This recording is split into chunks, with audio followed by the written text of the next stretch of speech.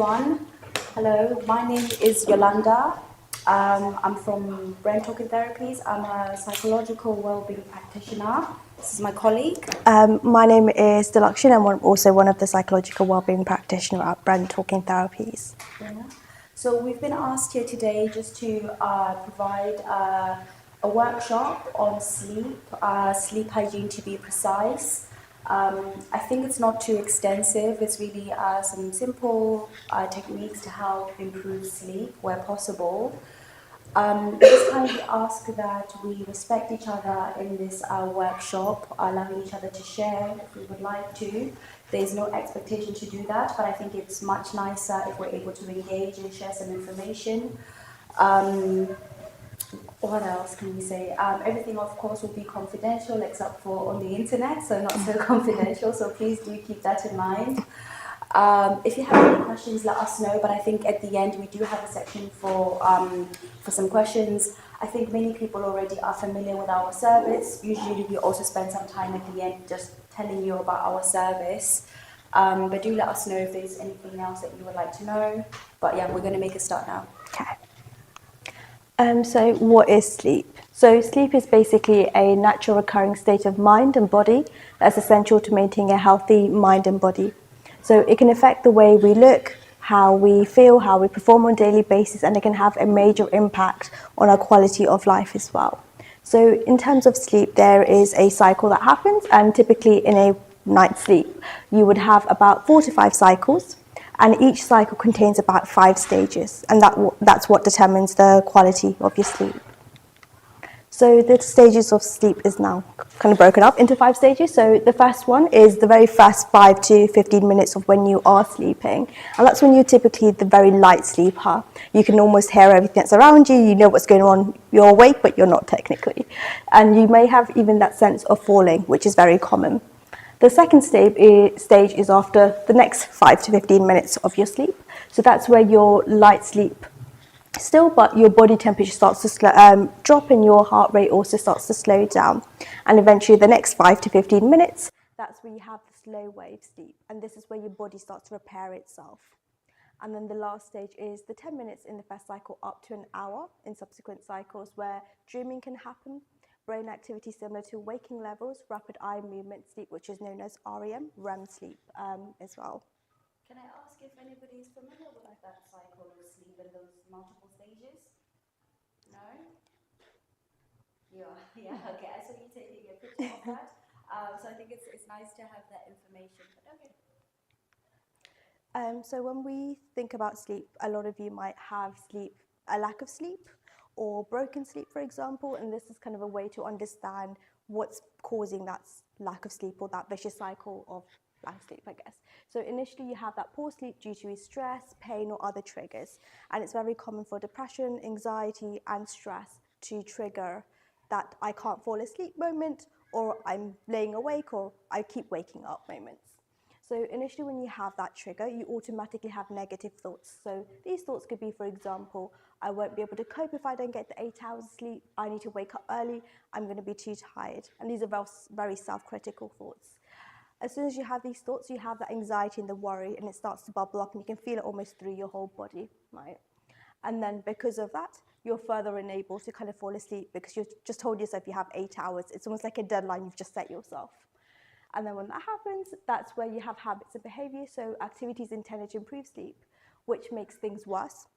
You might be napping, you might be spending a lot more time in bed trying to fall asleep, you may try to have alcohol or substances before you sleep as well, trying to get yourself to sleep.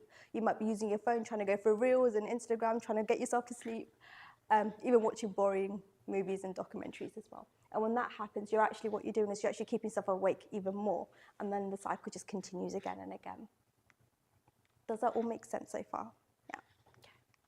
So there's changing unhelpful behavior. So the behaviors that I've mentioned in terms of alcohol, substance misuse, using your phones, etc., those are what we call unhelpful coping mechanisms. So examples of this could be, for example, if you have a poor sleep environment. It could be not having a bedtime routine. It could be using electronic devices in bed, drinking caffeinated drinks in the late afternoon or evening, alcohol to fall asleep. There's even exercise as well. Things which can be helpful that could have a positive impact. And obviously these are things which are recommended and you can't expect the results straight away, but it's the more you practice, the more you will see that benefit. One would be having a wind down. So it's about kind of having a routine, trying to get into bed. So it might be having milk, having a shower, starting to read, disconnecting from social media, disconnecting from your phones, TV, etc. Another thing would be avoiding smoking or heavy meals a few hours before bed. I know sometimes when we eat rice, we have a little food coma situation and we feel like we can fall asleep, but that's not actually the case. And the next one is when you wake up and you go to bed to a set time. So if you're going to go to bed at 9, then you go to bed at 9. You don't try to push that limit because then your body thinks it's okay and you're not teaching boundaries. And the last one is where you only sleep at night and avoid napping during the day. It's actually proven that when you do nap during the day, you are less likely to have a better quality of sleep during the actual night itself. Okay, so I was wondering from those behaviors if anyone might find themselves maybe engaging in any of the unhelpful behaviors in particular? Mobile phone. Mobile phone, that's a really common one, isn't it? Anyone else?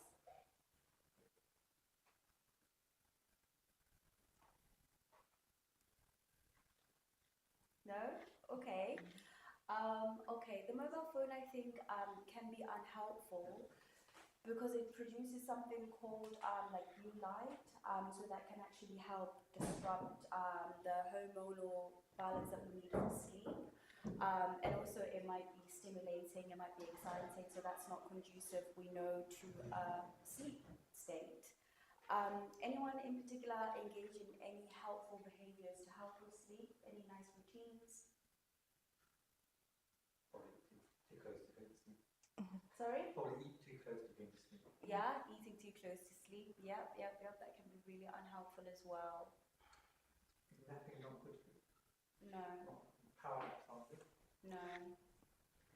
I mean, obviously everybody is different, but the idea is if we are napping, it means that when it's time to sleep at night, we might find that we're not too tired, so maybe we sleep later or we don't have restful sleep, and then it maintains that cycle where we need to nap the next day again because we're not able to have that energy.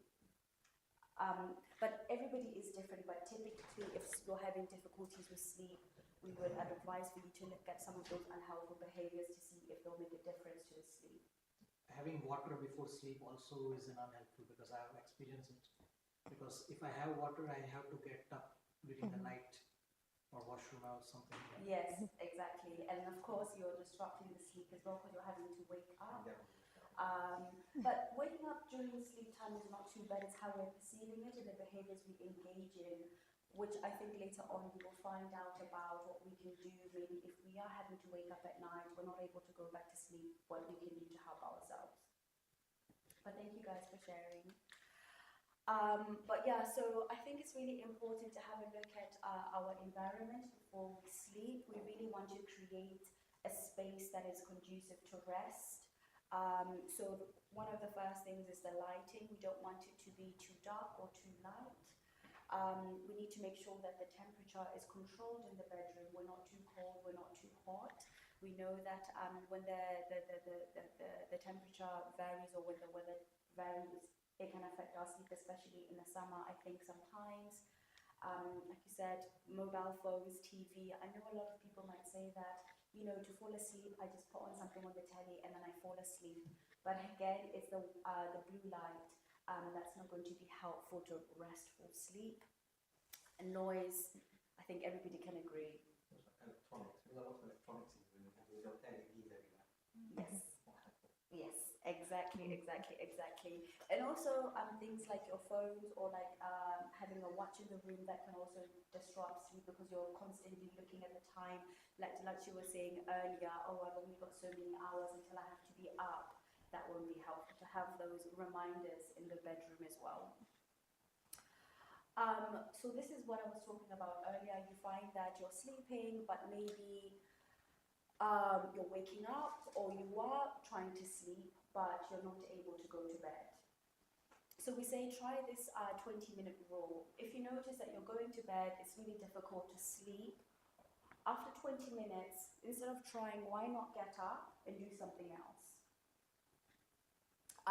We generally don't want it to be a stimulating activity because that will be too exciting and then you won't be able to go to sleep. So usually something like reading, listening to music, meditation, some stretching, that might help make you feel sleepy and only return when you're feeling sleepy.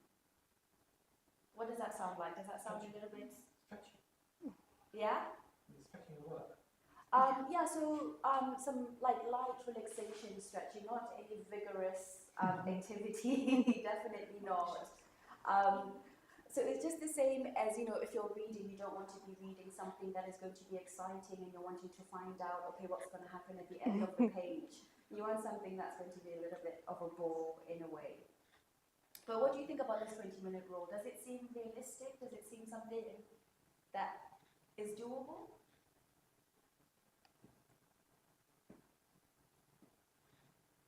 Not all our readings are not devices. Exactly. So you would wake up and then get up and then go back onto the phone, and then that will just maintain the difficulty. I think that's a really good point. Sometimes when I'm having just pure sleep work with my patients, this idea of getting out of bed after 20 minutes, initially they think, oh, that's really odd. I'm trying to sleep. Why am I getting up? I think I'll get too excited. But what's going on with sleep is you want to strengthen your association between your bed and sleeping. If you're finding that you're in bed and you're not able to sleep, that is going to weaken that association. So that's why we're encouraging you to leave your bed when you're noticing that actually you're too stimulated, you're not sleeping. Is that the end of our... Might be. It's not moving anymore. Okay. Thank you. I don't know what's going on, but that is one technique to help with sleep, which is the 20-minute rule. Does anybody else engage in any other techniques that are helpful? It's having the chair next to your bed. Sorry? Having the chair next to the bed. Having a chair? Next to the bed, so you don't sleep in the bed. You don't try to fall asleep in the bed. You get rest in the image. And then you go back and Oh, yeah. Okay. I think it might be. It's only 7 slides, I think. Okay, I haven't heard that one before. The Okay, bed that's is the fine. place to sleep and not to do other things. So Yes, all the other things you do, that you do, but you're doing the bed. yes, yes. You're watching TV, doing the phone, etc. Have a chair in your bedroom next to you. A small chair next to your bed. You can do them things there and use the bed just to sleep. That's a really good point. I think it goes back to what I was saying earlier about wanting to strengthen that association between your bed and sleeping. So things like reading, going on our phone, we don't want to be doing those things in bed because it's going to weaken that association. So what we really want to be doing is making sure that we are only sleeping and doing bed activities in bed to avoid that weakened association. Okay, I really like that one. Anything else that anybody else does? We can do Yoga Nidra. That's a very powerful technique in yoga by Art of Living, Gurudev Shri Shri Ravi Shankarji, where it's a very sounded meditation, where you have to focus on your entire body and slowly just relax each and every from the head to the toe, and you fall into a sleep. It's like a 10-15 minute Yoga Nidra, which we call. Okay, that sounds very relaxing actually, and I think that would be really helpful because when we're talking about this 20-minute rule, we're trying to find things that that are going to help relax us, and I think engaging in an exercise like that is something that you can incorporate. And you have to do it on sleeping mode only. When you want to, sorry? When you are lying on the bed, that time only you have to just listen to it, so that once it is over, you're already there. Okay, that's really good. Some other things that we would encourage are like some other helpful behaviors is having like a wind down. I think we mentioned this earlier, having like a wind down or evening routine. We find that this can be really helpful because already we said that we don't want to be watching TV, we don't want to be on our phone. So at least 30 minutes before we go to bed, we want to make sure that we are actively preparing ourselves for sleep and rest. So I think again that technique might be really helpful. Is there anything else that people might engage in, you know, to help build a good wind down routine? Should I just suggest some? Yeah. One thing that I've had clients do is when you do your routine, so normally when you're at home, you have your home clothes on, have separate clothes, so your pajamas, where you change into only when you're going into bed, not when you're just wandering around the house or doing anything in the house. Another thing is using neutral words. So, for example, using the word the or and, it has no association to any memories. So your mind's too focused on saying this word again and again and again. It doesn't have time to escape and worry or ruminate on past things. Using kind of silk pillowcases, silk duvet covers, etc., peppermint tea, herbal teas, etc. Those can also help you to relax yourself as well. So essentially what you want to do is, like you said, progress kind of muscle relaxation. So tensing your muscles, relaxing, so your body starts to wind down slowly. Yeah, okay. I think that sounds like a really nice wind down process. I wasn't aware of some of the things that you said that I've been making a note of. And I think earlier on as well, we were talking about how the negative thoughts about the lack of sleep can maintain the difficulty with sleeping. And I think this is a really important point because it's the worry that's getting in the way of sleep. So how we might deal with this is maybe by demystifying some of the things we think we know about sleep, that we need to have 8 hours to be able to have a productive day. Actually, that's not true, because everyone is different. What I need, what you need is going to be very different. So putting these expectations on ourselves and maintaining the cycle of worry, we find that that's not helpful. So that's why earlier I was saying if we have things like clocks in our bedroom, that's not so helpful, because that's only going to serve as a reminder that we're getting so much sleep. So we know that people need different hours of sleep, and that is okay. Although 8 hours might be ideal and it might be nice. So I think demystifying those myths might be really helpful. And when we're actually dealing with worry, sometimes it might be not the worry about sleep. It could be that we're worried about other things. So maybe if we're finding that that's really getting in the way, we can make a note of that and then make a commitment to come back to that later on in the day. Because how is it helpful at 4 a.m. to be worried about something? Even if it's important, we know that actually what purpose is it going to serve for me right now when I'm trying to sleep? So you can write it down and make a commitment to come back to that later if you would find it helpful. We also encourage things like we said earlier, like waking up and going to sleep at the same time, which I think maybe might contradict some of what we said earlier of only going to sleep when you're feeling sleepy.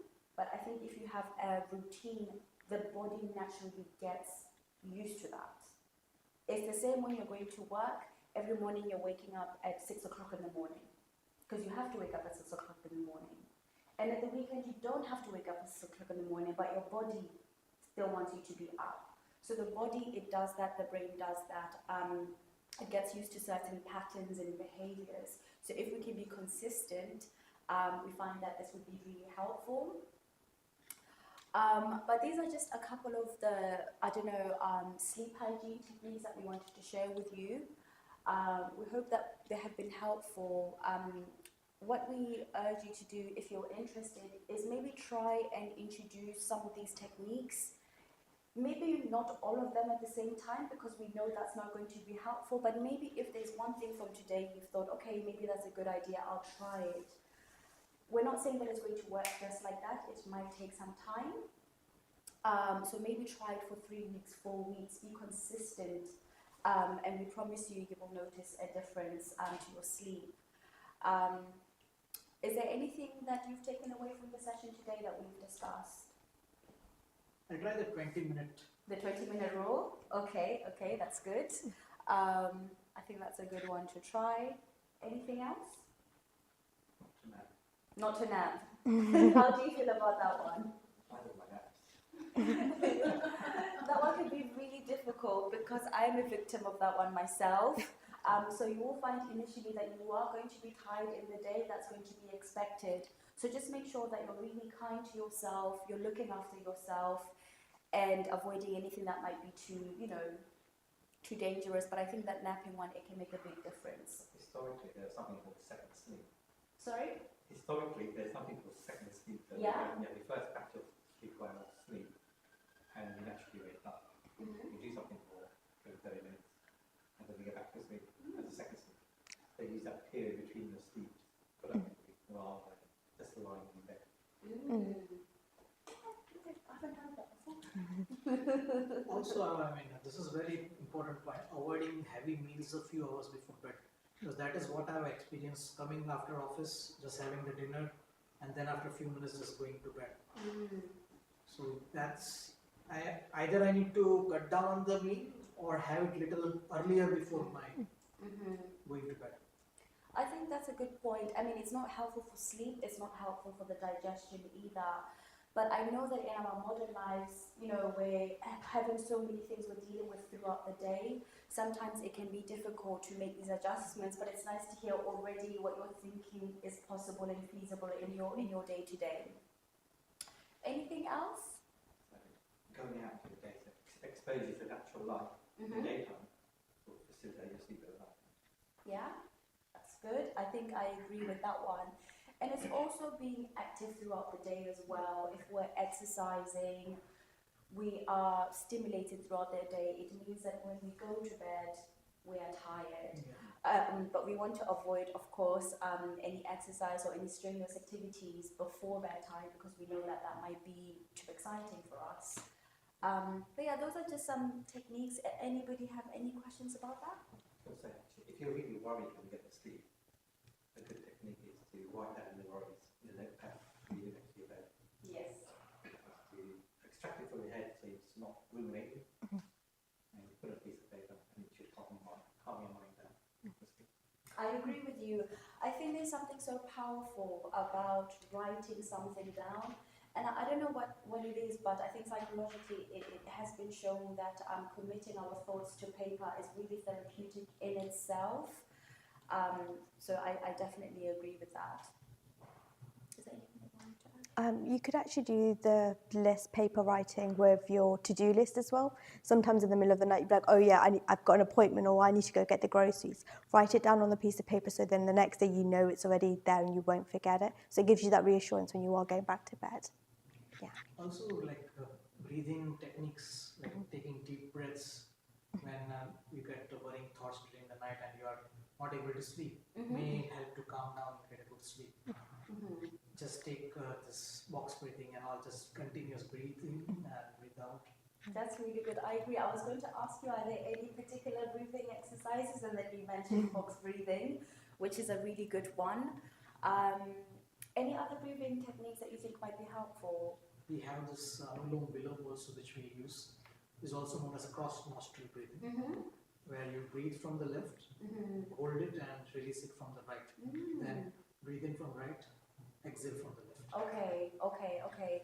That sounds really good. I think it's a bit similar to the box breathing as well, isn't it? The whole in and out. Yeah, that is similar. Yeah. But this is from breathe in from one, exhale from the other. Okay. And exhale from the other, breathe in, inhale from other. Okay. That's cool. Has anybody heard of that one? Yeah? Okay, good. Anybody heard of the box breathing one? Yeah? Okay, they're a pretty common one. And there's some other relaxation techniques like progressive muscle relaxation. Have you heard of that one before? That one helps with tension around the body. And I know you mentioned some yoga. We also have like some mindfulness techniques, which maybe are like grounding techniques that can also be really helpful because they can help us being present in the moment rather than thinking like worries or thinking about the past. So we find that to be really helpful. Okay, anything else? Yeah, I've learned something that I have kept my notifications off when I'm sleeping so that I do not get disturbed and I watch my messages only after 30 minutes of waking up, not immediately after waking up.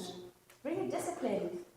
And even before night also, don't use the phone for 30 minutes before going to bed. That's really good. I think there's so many features in the smartphones to help us with that. Some of us still struggle with that though.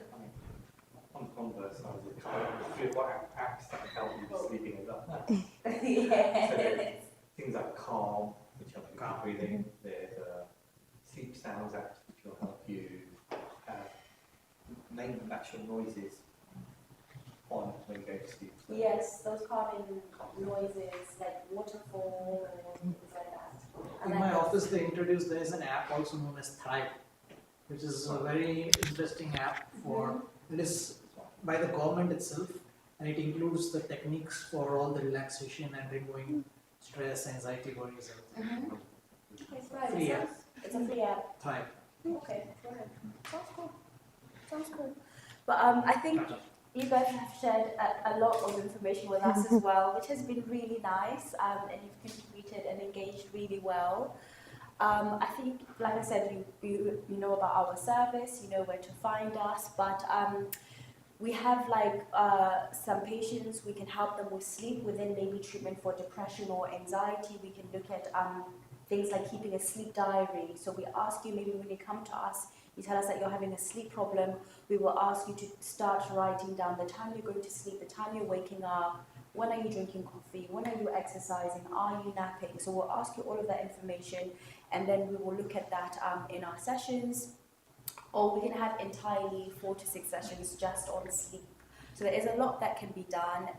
If you found that maybe it's not just enough to introduce these techniques, you can always come to us and we'll be more than happy to help. But that's everything from us for today. How to stop when a lot of dreams are coming? A lot of dreams. What are the dreams about? Are they scary dreams or just normal dreams? Normal. Yeah? Why do you want to stop your dreams? Because when you have a lot of dreams, that when you wake up, you think you don't have a sound sleep. Okay, you feel like it's not restful sleep? Yeah. Okay, because we know that obviously REM sleep is very active, you're very stimulated, so you are right. In terms of the other stages of sleep, it's not the most restful because we're literally like very active. I don't know how you could stop dreaming, I'm sorry. Usually I want to dream more, so I don't know. But it'd be good maybe to find out how it could be helpful. But maybe introducing some of these techniques would be helpful, because what it can do, it can just mean that we're able to have more restful sleep, regardless of what's going on in the stages of sleep themselves. I don't know if that makes sense. Yeah? Sorry, I couldn't be more helpful. But thank you guys. I think that's like literally our whole PowerPoint. Yeah. So yeah. Thank you. Thank you. Thank you.